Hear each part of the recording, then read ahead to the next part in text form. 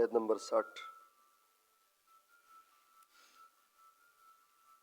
6واں رکوع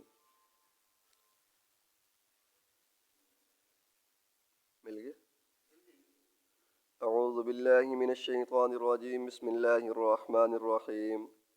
وَإِذْ قُلْتُمْ يَا مُوسَىٰ لَن نَّصْبِرَ عَلَىٰ طَعَامٍ وَاحِدٍ فَادْعُ لَنَا رَبَّكَ يُخْرِجْ لَنَا مِمَّا تُنبِتُ الْأَرْضُ مِن بَقْلِهَا وَقِثَّائِهَا وَفُومِهَا وَعَدَسِهَا وَبَصَلِهَا قَالَ أَتَسْتَبْدِلُونَ الَّذِي هُوَ أَدْنَىٰ بِالَّذِي هُوَ خَيْرٌ اهْبِطُوا مِصْرًا فَإِنَّ لَكُم مَّا سَأَلْتُمْ وَضُرِبَتْ عَلَيْهِمُ الذِّلَّةُ وَالْمَسْكَنَةُ وَبَاءُوا بِغَضَبٍ مِّنَ اللَّهِ ذلك بأنهم كانوا يكفرون بآيات الله ويقتلون النبيين بغير الحق ذلك بما عصوا وكانوا يعتدون۔ صدق اللہ العظیم۔ پچھلے رکوع سے بھائی بنی اسرائیل کے اوپر جو اللہ تعالیٰ کی طرف سے انعامات ہوئے ان کا تذکرہ اور بنی اسرائیل کی بری حرکات، ان کی سرکشی اور تمرد اور ان کی نافرمانیوں کا تذکرہ چل رہا ہے۔ یہاں ایک اور واقعہ اسی میدان تیہ کے اندر جہاں اللہ تعالیٰ نے ان کے لیے من و سلوہ اتارا، تو انہوں نے ایک اور مطالبہ حضرت موسیٰ علیہ السلام سے رکھا کہ بھئی ہم ایک ہی کھانا کھا کھا کر تھک گئے ہیں، ہمارا جو ہے وہ کھانا چینج ہونا چاہیے۔ حالانکہ ایک نہیں تھا، دو تھے، اور بڑے سکون کے ساتھ اور بڑی طاقتور چیزیں بٹیر کھاتے تھے اور جو ہے من کھیر کھاتے تھے، لیکن انہوں نے کیا کیا؟ وَإِذْ قُلْتُمْ يَا مُوسَىٰ، اس وقت کو یاد کرو جب تم نے کہا اے موسیٰ لن نصبر علی طعام واحد، ہم ایک کھانے کے اوپر صبر نہیں کر سکتے، فادع لنا ربک، ہمارے لیے اپنے رب سے دعا کریں، یخرج لنا مما تنبت الارض، کہ وہ ہمارے لیے زمین سے جو ہے وہ نکالے، من بقلہا، اس کی سبزیاں، بقل کہا جاتا ہے سبزیوں کو، جتنی بھی یہ سبزیاں ہیں، آلو ہے، گوبھی ہے، اور اسی طرح ٹماٹر ہیں، مٹر ہیں، یہ سب اس کے اندر آ جاتے ہیں۔ وقصائها، اور اس کی ککڑیاں، ککڑی کھیرا جس کو کہا جاتا ہے، یہ ٹھنڈا ہوتا ہے کھیرا اور ککڑی، اس کی تاثیر حضور علیہ الصلوۃ والسلام کے سامنے پیش کی گئی تو حضور نے فرمایا کہ فوراً فرمایا جاؤ کھجوریں لے کر آؤ، تو حضور نے کھجوروں کے ساتھ ملا کر اس کو استعمال کیا ہے۔ کھجور گرم ہوتی ہے اور یہ کھیرا اور ککڑی ٹھنڈی ہوتی ہے تاکہ ان کا بیلنس جو ہے وہ برابر ہو جائے۔ اسی طرح تربوز کے ساتھ حضور علیہ الصلوۃ والسلام نے کھجور کو ملا کر استعمال فرمایا ہے۔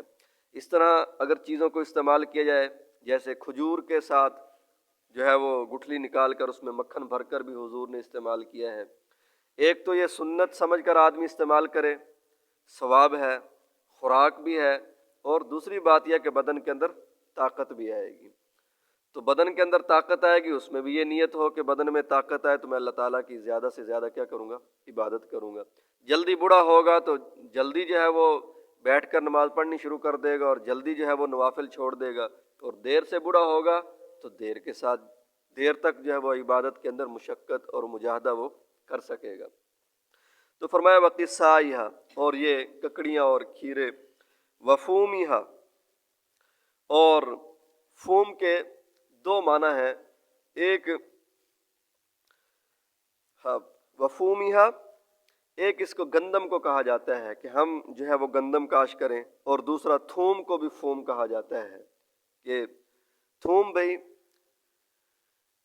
یہ اگر کھایا جائے، استعمال کیا جائے اور منہ سے بدبو آئے تو مسجد کے اندر نہیں آنا چاہیے۔ کوئی بھی بدبو والی چیز ہے، تھوم ہے، پیاز ہے، ٹھیک ہے نا جی، اور اسی طرح یہ سگریٹ وغیرہ ہے، منہ کو صاف کر کے آنا چاہیے۔ اور آتا ہے کہ ایک دعوت کے اندر حضور علیہ الصلوۃ والسلام کے سامنے یہ سلاد کے طور پر تھوم کو پیش کیا گیا، جیسے اب سلاد پیش کی جاتی ہے، تو حضور نے استعمال نہیں فرمائی۔ صحابہ نے پوچھا کہ کیا بات ہے، کہ یہ کیا حرام ہے؟ فرمایا کہ جس چیز کو اللہ تعالیٰ حلال کر دیں میں کہاں اس کو حرام کر سکتا ہوں، لیکن بات یہ ہے کہ میں فرشتوں سے ملاقات کرتا ہوں اور تمہاری اتنی ملاقات نہیں ہوتی جتنی میری ہوتی ہے۔ جب یہ چیزیں استعمال کریں گے تو منہ سے بو آئے گی اور فرشتوں کو اس سے تکلیف ہوگی۔ تو مسجد کا ماحول فرشتوں کا ماحول ہوتا ہے، جیسے ہم جماعت والے بھائیوں سے سنتے رہتے ہیں، تو اگر منہ سے بدبو آئے گی تو اس سے فرشتوں کو کیا ہوگی؟ تکلیف ہوگی۔ تو بھئی جب منہ کی بو کو صاف کرنے کا حکم ہے تو کپڑے میلے کچیلے پہن کر آنا، گندے مندے ہو کر آنا، یہ تو اور بھی زیادہ بری بات ہے۔ تو جتنا صاف ستھرا ہو کر انسان آئے اتنا زیادہ اچھا ہے اللہ کے گھر کے اندر۔ اور فرمایا کہ وعادہ سیہا، اور اسی طرح مسور کی دال، کہ ہم جو ہے وہ ہمیں تو دالیں چاہیے۔ اس زمانے میں تو عدس مسور کی دال کو کہا جاتا تھا، اب عرب جو ہے ہر دال کو عدس کہتے ہیں، چاہے مسور کی ہو، چاہے چنے کی ہو، چاہے جو ہے وہ مونگی کی ہو، جو بھی دال ہو۔ اور وہ بصلیہا، پیاز چاہیے، ٹھیک ہے جی۔ ان چیزوں کا انہوں نے کیا کیا؟ مطالبہ کیا۔ تو حضرت موسیٰ علیہ السلام نے ان کو سمجھایا کہ اتستبدلون الذی هو ادنی بالذی هو خیر، کہ کیا تم تبدیل کرنا چاہتے ہو اس گھٹیا چیز کو بہتر چیز کے ساتھ، کہ جو اللہ تعالیٰ من و سلوہ دے رہے ہیں اس بہتر کو چھوڑ کر یہ گھٹیا جو ہے یہ چیزیں جو ہے وہ لینا چاہتے ہو، یہ سبزیاں اور جو ہے وہ دالیں۔ اور اس کے اندر پھر یہ بھی ہے کہ وہ من و سلوہ تو مفت کے اندر مل رہا تھا، کوئی اس کا حساب کتاب نہیں تھا، کوئی اس کے اوپر محنت اور مشقت نہیں تھی۔ اب یہ جو چیزیں تم مانگ رہے ہو یہ ایک تو مشقت کے ساتھ ملیں گی، دوسرا ان کا حساب کتاب بھی ہوگا، ٹھیک نہیں، بغیر حساب کتاب کے نہیں ہوگی۔ چلو اگر تم مانگتے ہی ہو تو پھر اہبطوا مصرا، کسی شہر کے اندر اتر جاؤ فإن لکم ما سألتم، تمہارے لیے وہی ہے جو تم نے کیا کیا؟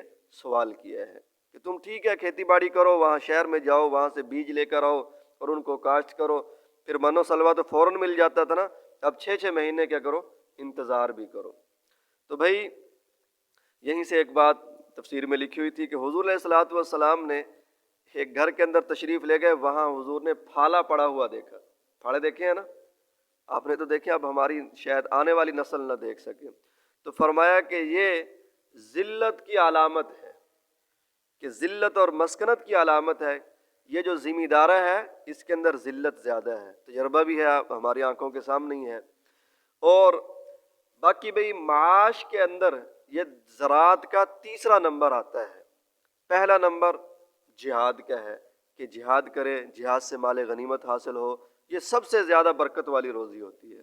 اور دوسرا نمبر ہے تجارت کا، کہ آدمی تجارت کرے، تجارت کے بڑے فضائل ہیں، ٹھیک ہے نا جی۔ اور سب سے بڑی فضیلت یہ ہے کہ جو سچا تاجر ہوگا، جھوٹ نہیں بولے گا، فراڈ نہیں کرے گا، دھوکہ نہیں دے گا، کل قیامت کے دن اللہ کے نبیوں کے ساتھ اس کو اکٹھا کر کے جمع کر کے جنت میں بھیج دیا جائے گا۔ اور اسی طرح زراعت والے کے لیے بڑی فضیلت ہے۔